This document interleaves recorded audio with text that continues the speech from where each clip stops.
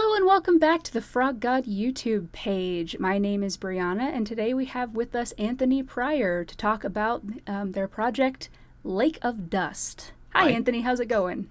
going great. How are you? I'm doing well, and you? Good. Excellent, excellent. Hanging in there.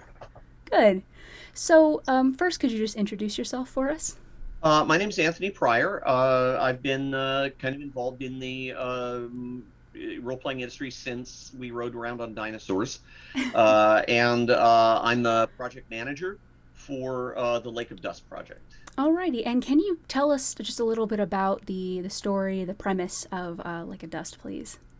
Well, this is a really cool adventure that's written by the legendary, might I say, Steve Winter, who has been working for the industry since the '80s, since the TSR days.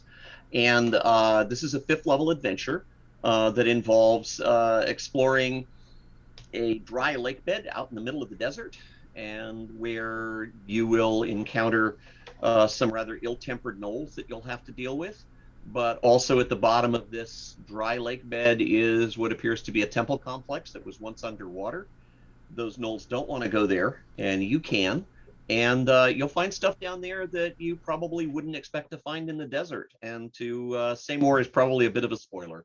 You've got a number of motivations. You could be going there on purpose at the behest of an arcane research group, or you could be attempting to rescue companions that have disappeared or been kidnapped, etc. You've got a number of hooks, and you've got some really interesting, challenging role playing involved in interacting with these gnolls. And inside, like I said, there's a lot of really exciting stuff that I don't want to go into because I don't want to spoil it for all the people who are going to be playing this. Oh, yeah. Definitely Mhm. got to keep a little bit Yeah, of the mystery in there. absolutely. Yeah. Well, fantastic. Um, in your opinion, what sort of person is going to enjoy this adventure the most? You're going to like this if you're into wilderness exploration. Maybe even this could be even dropped in the middle of, like, for example, like a sandbox adventure, like a hex crawl or something. Also, there's a very interesting mystery involved in what the heck are all these ruins and this temple complex? Who's there? Who built it? What happened to them? And also, I think there's something for everyone because there's some social interaction Mm. with the Knowles. There's some social interplay there where you have to negotiate and maybe not make friends, but at least get them to tolerate you. And then you're going to be exploring, uncovering mysteries, and there's going to be some pretty intense combat. So I think that there's something for just about every taste in role playing in this one. I think it's a very good adventure. Well, great. It sounds very interesting for Yes. sure. Mhm. And can you tell us what systems it's available in? This will be available for fifth edition and for OSR style role playing. I believe we're using the Swords and Wizardry system, but this is adaptable easily to any OSR system. This is going to be, my understanding is eventually the PDF and maybe I think Quick Print's going to be available on Drive-Thru RPG, not immediately, but within a few, I think, weeks after the campaign closes, you're going to be able to get that too. So yeah. So, how can people support this product's release? Well, obviously, go to the Indiegogo page and order a copy, and that's the most obvious way to do it. We'll put the link in the Yeah, we'll put it in the description. yeah, okay, that'll be there. So yeah, go there and make a pledge, and you'll get your copy as soon as the campaign ends. And other than that, I would say spread the word through social media, tell your friends, spread the link around, say, hey, this looks cool, that kind of thing. And maybe if you're not a player, encourage your game master to go, hey, download a copy and I'll run it for you, and that kind of thing. So, without giving too much away, because we definitely want to retain the mystery, as it were, Hmm. what is an aspect of the story that you were particularly intrigued by? Oh, that I really liked. There's a couple of things. One, I gotta say, I liked the Knowles a lot. They're certainly antagonists, but they're not mindless antagonists. This is not one of those ones where you just see the monster, kill the monster. You actually will probably want to go and talk to them, and there's a lot of rules for interacting with them. You can get them to respect you and get them to listen to you. You might be able to do a trial by combat, and they'll be like, "Oh, okay, we'll respect you." And there's a lot of like sort of character level interaction. So this is getting more into the thing of developing a little more of an established personality for these supposed monsters. They're not friendly, but you certainly can deal with them and get them to let you go about your business, especially since they kind of avoid this, Lost Temple complex, but they won't tell you exactly why. And the Nulls have interesting names like Yip Yip Howl and Growl Rough Growl and stuff like that. So the game master, if a game master really wants to be dramatic, they can read back those names in the appropriate tone, or they can just say his name is Growl Howl or something like that. So if they want to be really dramatic, they can actually sound it out in the Nolish language, which is pretty cool. So for you incredibly theatrical GMs out Yes, there yes. you go. If you want to be theatrical, you can do that, and that would probably amuse your players no end. Alrighty, I love that. I love it when Hmm. when a GM really gets into a story like Oh that. yeah, absolutely.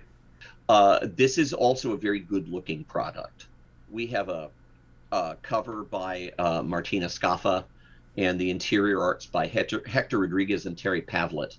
And it is a very nice looking product. We have it's really got some very nice layout and very good looking. It's a very pleasant thing to look at. Which I used to be a layout artist myself back in the day. I was a typesetter and I did some layout, and so that sort of thing I notice more than other people. Oh, for sure. And Yeah, honestly, layout is so important when you're trying to reference yeah, things if you're a GM. So that's yeah. that's very good to know.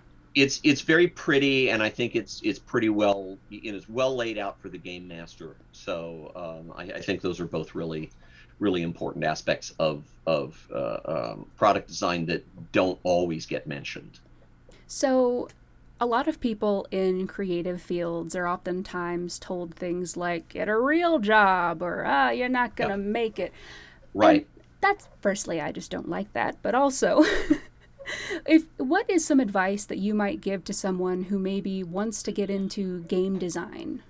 Um, I think that's a very good question. I get that a lot, and admittedly, there is some validity to the notion of having a day job. Mm. Not a real job, but there is some validity to having a reliable source of income while you're doing this. Mm. Because, it's just like any other creative endeavor. It's going to be coming in fits and starts.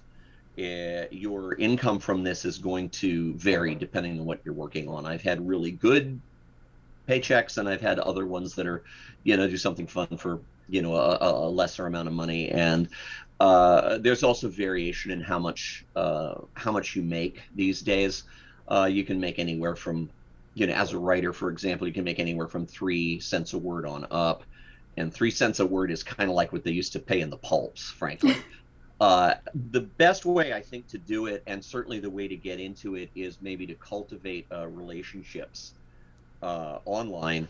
What with social media, because I mean, social media is a love-hate kind of thing for me, but I see its value because we have an unprecedented opportunity to interact with people. There are social media gives you the chance to interact with people you would normally never be able to talk to.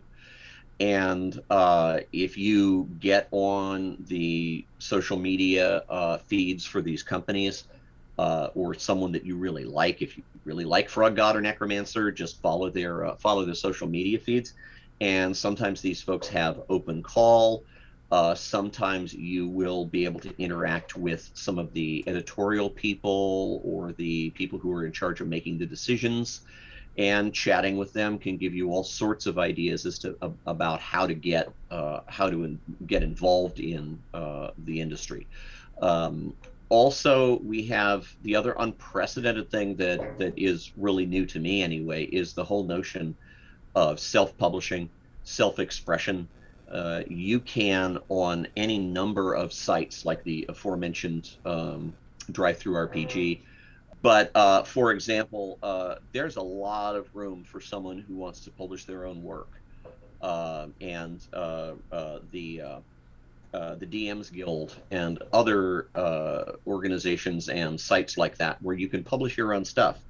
And certainly, if you are going to be approaching a company just cold and saying, "Hey, I'd love to work for you," if you have some work that you can point out, if you have some work that you can send to them and say, attached is the adventure that I, published on Drive-Through RPG last year, or some sample of creative stuff and your ability to uh, uh, work within the genre and within the RPG industry. Uh, those are all really great things to do, and certainly creating your own work and self-publishing it is, I think it's fun. It just really is an entertaining thing to do. Um, I haven't done anything independently for a long time, but it is a fun endeavor, and creative people, I think you really have an unprecedented amount of freedom to create what you want. And if you have material that's been published or even self-published, or even if you were to write up, oh, for example, another thing was if you write a Let's Play blog or something like that, where you're chronicling your own adventures, the ones that you run or the games that you play in, that's a great outlet and a great way to demonstrate your abilities. And those are all really good things to do. And as I said, they're fun. And it's kind of rare to be able to say you can do this to break into the industry and it's fun. Mm. And those are good ways to start that I've seen lately. And as I say, things have changed remarkably, and since I started way back in the Stone Age, and the opportunities to put your stuff on display and self-publish and interact with the creatives in the industry are really unprecedented. And despite, as I said, the sort of love-hate relationship with social media, it still is a great tool for folks who want to get involved, I think. Thank you, Anthony, for taking some time out of your day to talk about Lake of Dust with us, and thank you all for watching us. You can check out the link in the description to the Indiegogo campaign, and yeah, share this with your friends. Let them know what's up. Well, thank you, Brianna. It's been a pleasure. I hope we can talk again soon. And scene. There we go. And scene.